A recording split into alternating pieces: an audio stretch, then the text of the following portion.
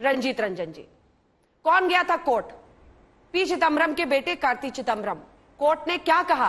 PMLN act में वो uphold करना चाहते हैं ईडी के अधिकारों को।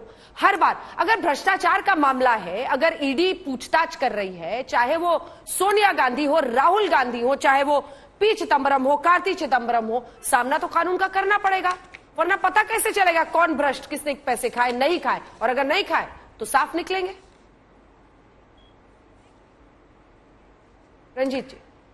अंजना जी, मैं सबको सुन रही थी, शशि जी को भी और सुधांशु जी को भी। सबसे पहले मुझे ये बताइए कि ये जो अभी पार जी पे जांच चल रही है कब तक चलेगी? जब तक कि या तो वो बीजेपी में नहीं चले जाए तब तक चलेगी। पहले इस बात का सुधांशु जी जवाब दे। मुकुल राय, हेमंत बिस्वा, बेलारी ब्रदर्स, मेरे पास पूरी लिस्ट है, नारायण नारे और रमेश पोखरिया, सही पकड़ी है, ये आपके येदुरप्पा जी। देखिए, जब हम लोगों ने ईडी बनाई थी तो 10 साल में 112 ईडी के केस हुए थे और 8 साल में 3,300 केस हुए हैं, जिसमें 99% सिर्फ उन लोगों पे हुए हैं जो भाजपा की विचारधारा से मेल नहीं खाते हैं। क्या पार्थ 6 महीने के बाद बीजेपी में चले जाते हैं तो वो गंगा स्नान कर लेंगे? और दूसरी बार अंजना जी, पहले सुधांशु जी को पूछिए कि ईडी का एक्ट पड़ा है क्या? अभी आप बता रही थी ईडी किस लिए बनी थी मालूम है? ये कांग्रेस नहीं बनाया था। ईडी बनी थी ड्रग्स पैडलर को पकड़ने के लिए और जो टेरर फंडिंग के लिए पैसा आता है उसको पकड़ने के लिए। इसमें जो कानून है, दोषी से पहले आपको दोषी मान के कार्रवाई की जाती है, और जो घरेलू कानूनी जांच होती है उसमें क्या आप दोषी हैं उसके लिए जांच होती है। ये तो रंजीत जी, तो क्या आप कह रहे हैं कि पार्थ चैटर्जी के खिलाफ कार्रवाई गलत है, ईडी ने जो की है?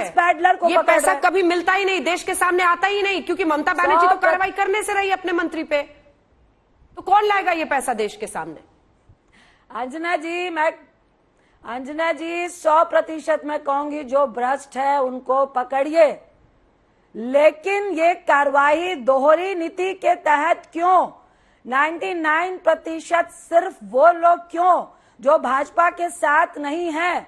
16,500 का जो घपला करके उसको क्लीन चिट दे रहे हैं, वो भी ईडी दे रही है, वो भी सीबीआई दे रही है। हेमंत बिस्वा, मुकुल राय, आप सिर्फ ये बताए, और आप जहां तक आप ईडी कर रहे हैं, आप बताइए, एक तरफ आप मनी लॉन्ड्रिंग की बात कर रहे हैं, दूसरी तरफ जहां पे मनी का हेर फेर ही नहीं हुआ उनको भी आप 7-7 घंटे बैठा रहे हैं। ये रंजिश है या सही मायने में आप भ्रष्टाचार के खिलाफ है? ठीक है, दोनों सवालों का जवाब लेते हैं। सुधांशु जी, वैसे पार्थ चैटर्जी को लेने में थोड़ी तो झिझक आप लोगों को भी होगी। अब इतने लोगों ने तस्वीरें देख ली हैं इन नोटों की, वरना बाकी तो सबको आप ले ही लेते हैं, अपने वॉशिंग मशीन में धो ही लेते हैं। और उन्होंने सोनिया गांधी से पूछताछ पर भी सवाल किया है।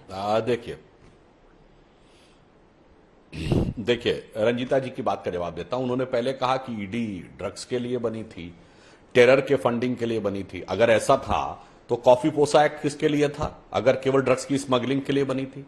अगर ईडी को जांच करनी थी आतंकवाद की तो एनआईए आपके जमाने में बनी है रंजीता जी, नेशनल इन्वेस्टिगेटिंग एजेंसी, वो टेरर के लिए थी। इसका उद्देश्य सिर्फ ईडी का यह था कि जो पैसा जाता है मनी लॉन्ड्रिंग में, किसी भी प्रकार के अपराध या आतंकवाद के लिए पैसा जाता है। पूछ रही है पार्थ चैटर्जी को लाएंगे नहीं लाएंगे? कि इनके जमाने में 112 केस हुए थे। पार्थ चैटर्जी को लाएंगे नहीं लाएंगे बीजेपी? नहीं, मैं पूरा जवाब दे रहा हूं। 112 केस आए इन्होंने कहा, और 8 साल में 8,000 तो लाए ना। 2 बातें इनसे पूछे, एनआईए बनी कब थी?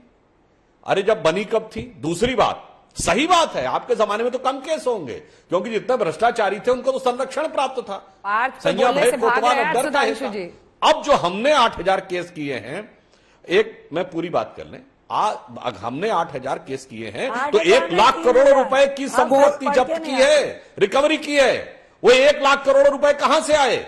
ये भी तो बताइए ना। आप कह रही हैं भाजपा विरोधियों पे कार्रवाई हुई, तो ये 1 लाख करोड़ आ कहां से गया, ये तो बताइए। इसका मतलब आपने स्वीकार कर लिया कि जिनको जो अपराधी हैं, जिन लोगों ने पैसा छुपा के रखा है, उन सबको आप पॉलिटिकल कवर फायर देने का प्रयास कर रहे हैं। अगर रिकवरी नहीं हुई होती तो आप कहती कि साहब ये तो केवल निराधार आरोप है। पर जब रिकवरी हुई है संपत्तियों से लेके कैश तक, इसी केस में नहीं तमाम केसों में हुई है। विजय माल्या की संपत्ति जब्त की कि नहीं हमने? आपके जमाने में बताइए एक केस दर्ज हो तो, सिंगल केस में हुई है क्या? ये बताइए। हमने हुर्रियत कॉन्फ्रेंस के नेताओं के खिलाफ भी ईडी के केसेस किए ना जी। पूछे हेराल्ड केस में हुई है क्या? नेशनल हेराल्ड, हेराल्ड केस तो गजब का केस है। हाँ, अंजना जी पूरा कर आ रही हूँ शशि जी, उसका भी जवाब। सुधांशु जी, हाँ सुधांशु जी, अपने टर्न पे बोल लेना रंजीता जी, तो दर्शकों को कह रहे कि विक्टिमाइज कर रहे हैं सोनिया जी को, राहुल जी को विक्टिमाइज कर रही है बीजेपी। बोले जवाब दे रहा हूं, मैं जवाब दे रहा हूं। हेराल्ड केस भारत के इतिहास का अद्भुत केस है। बाकी सब तो जो आरोप लगते हैं, जैसे पार्थ चटर्जी क्या लगा, सत्ता में रहते हुए दुरुपयोग किया सरकारी व्यवस्था का। मगर हेराल्ड केस क्या है, पार्टी अध्यक्ष रहते हुए पार्टी की संपत्ति अपने कब्जे में कर ली। दूसरा, वो कहते स्वतंत्रता संग्राम सेनानियों का समाचार पत्र बंद कब हुआ रंजीता जी? 1993 में। 1993 में किसकी सरकार थी? कांग्रेस की सरकार में कांग्रेस के तीन अखबार बंद हो गए, और जो नेहरू जी द्वारा स्थापित थे, यानी नेशनल हेराल्ड भी, नवजीवन भी और कौमी आवाज भी। और उसके बाद सत्ता में आए 2004 में राजीव गांधी फाउंडेशन को 100-125 करोड़ रुपए से ऊपर की सीधी सहायता दिलवा दी। इनका 90 करोड़ रुपए कहीं से आप सरकारी विज्ञापन तक नहीं दिला पाए। चलो मान लिया, जिस संस्था के पास 3000 करोड़ से ऊपर की 3500 करोड़ की संपत्ति हो, वो 90 करोड़ के कर्जे में बिक गई, ये किसी के गले के नीचे नहीं उतरता है। और यदि स्वतंत्रता संग्राम सेनानियों की संस्था थी तो उसके पदाधिकारी पदेन क्यों नहीं थे? हमारे यहां श्यामा प्रसाद मुखर्जी न्यास है, भाजपा का राष्ट्रीय अध्यक्ष पदेन अध्यक्ष होता है, किसी के नाम से नहीं होता है कि बाई नेम ये रहेंगे। इसलिए माननीय सांसद जी, बताइए माननीय सांसद जी, आप पार्थ चैटर्जी के सवाल से भाग रहे हैं। एक बार फुल स्क्रीन आपको दिखाते हैं सुधांशु जी, आप जो बोलेंगे उसको रिकॉर्ड करके रखिए। कहा नेशनल हेराल्ड केस, नहीं, वो कह रहे हैं कि बाकी लोगों को तो आप घुसा लेते हैं अपनी पार्टी में सर, फिर सब गंगा नहा लेते हैं, तो इनके बारे में भी जरा 2 शब्द बोल दीजिए। क्या ऐसा दिन भी आएगा जब पार्थ चैटर्जी, सुधांशु जी को फुल स्क्रीन दिखाइए ना, सुधांशु जी जो बोलेंगे आज हम लोग रिकॉर्ड करके रखेंगे, आज हम लोग रिकॉर्ड करके रखेंगे सर। बिल्कुल बिल्कुल, वो तो कह रही है कि आप लोग तभी तक जांच करेंगे जब तक पार्टी में शामिल नहीं करते। सबको दिखाइएगा। हाँ, बताता हूं। जानते हैं भ्रष्टाचारियों का समर्थन लेके काम करना क्या होता है कि जैसे ही वो आपके पक्ष में आए, केस विड्रॉ, खत्म। यही तो हम कह रहे हैं। 2G मामले के ऊपर पीएससी की रिपोर्ट सबमिट होनी थी, जिसके, अरे हमारा एक बताइए जिसमें केस विड्रॉ हो गया हो। चुनौती से पूछता हूं, सब केसेस चल रहे हैं।